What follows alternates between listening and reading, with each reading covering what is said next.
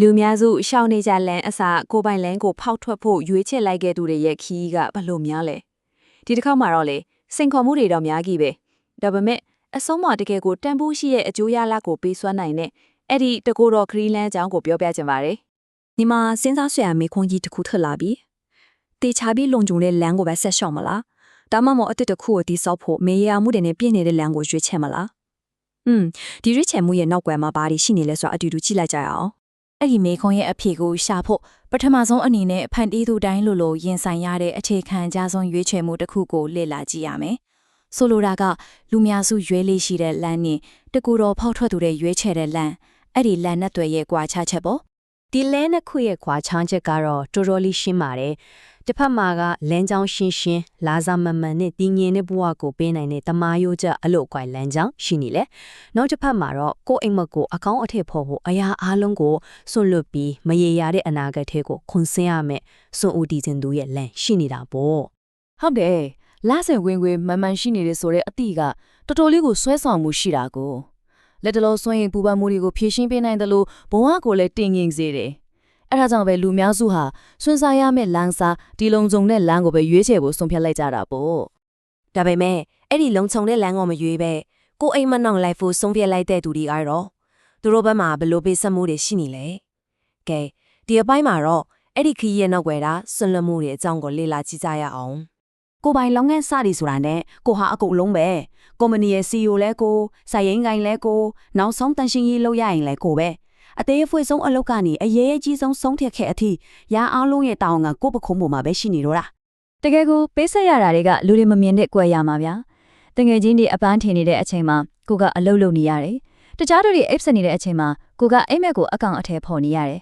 အမြဲမပြတ်တင်ယူနေရတယ်ကိုအမြဲတမ်းတွန်းအားပေးနေရတယ်ဒါတွေအားလုံးကဒီလမ်းရဲ့မလွဲမရှောင်သာတဲ့အစိပ်ပိုင်းတွေပါပဲ ဒါပေမဲ့အားလုံးထဲမှာအနာကြီးအားဆုံးကတော့စိတ်ပိုင်းဆိုင်ရာပဲကိုယ့်ရဲ့စိတ်အားထက်သန်မှုတွေကိုကိုအချစ်ခင်ရဆုံးသူတွေကနားမလည်ပေးနိုင်တော့ပဲကိုကိုအယူတရားလိုမြင်လာတဲ့အခါအဲ့ဒီအထီးကျန်မှုကတခြားဝင်ထိုးဝင်ပိုးတွေအားလုံးထပ်ပိုပြီးလေးလံလာတတ်တယ်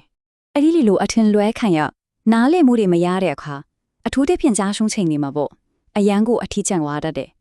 ဒီအပိုင်းမှာတော့တယောက်တည်းကြံခဲ့မဲ့မကြိုးပတ်သွားအောင်ဘလို့ရက်တည်ရမလဲဆိုတော့အတွင်းဆက်ခွန်အားကြောင့်ပြောပြသွားမှာပါစဉ်းစားကြည့်လေဒီမီခွန်းကတကူတော်ဖန်တီရှင်တယောက်ရဲ့အနက်ရှိုင်းဆုံးကြောက်ရွံ့မှုကိုမိမုံထိုးပြနေတယ်လို့ပဲအရာအလုံးကိုတယောက်တည်းတိဆောက်ခဲ့ပြီးတော့အလုံးပြိုလဲသွားတဲ့အခါဘယ်သူကကိုနာမှရှိနေပေမှာလဲအဖေရခါးသီးလွန်းတယ်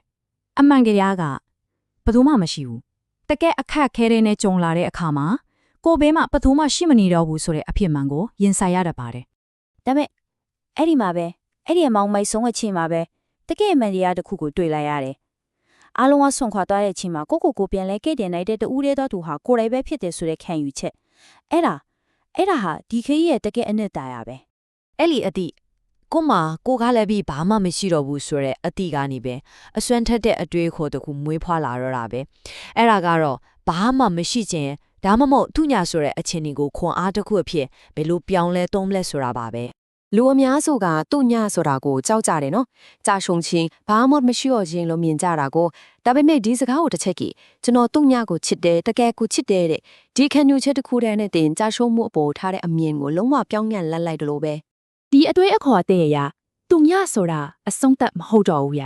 ဒါကအစပဲကြာရှုံမှုရပြရုံမဟုတ်တော့ပဲအရာအလုံးကိုအစ်စ်ကနေပြန်လဲတိဆောက်နိုင်တဲ့အဆုံးမဲ့အလားအလာတွေနဲ့ပြည့်နေတဲ့ canvas အလုပ်တစ်ခုထိသွားတယ်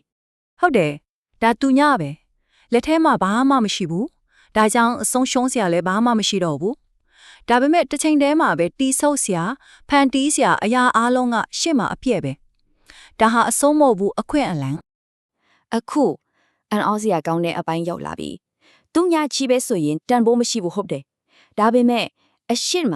တစ်ဆိုတဲ့ကနန်းလေးတစ်လုံးကိုယ့်ရဲ့စ조사မှုလေးတစ်ခုချလိုက်တာနဲ့အရာအလုံးကပြောင်းပြန်ထည့်သွားရောဘာမှမရှိတဲ့သူညာကနေတန်ဖိုးကြီးမားတဲ့100 1000တန်းကိုဖန်တီးနိုင်တာအဲ့ဒါဟာဖန်တီရှင်တယောက်ရဲ့တကယ်စွမ်းအားပဲ အဲ့ဒီသူညာကိုကိုယ့်ရဲ့အုတ်မြစ်အဖြစ်လက်ခံလိုက်နိုင်ပြီဆိုရင်လေအောင်မြင်မှုဆိုလောက်ကိုတိုင်းတာတဲ့ပေတံဒီပါပြောင်းသွားတော့တာပဲနောက်ဆုံးအပိုင်းအနေနဲ့ငွေတို့ဂုံတို့ချက်ပိုတမိုးရှိတဲ့ကျွယ်ဝချမ်းသာမှုတွေမျိုးအကြောင်းနဲ့ညီကုန်းချုပ်ကြရအောင်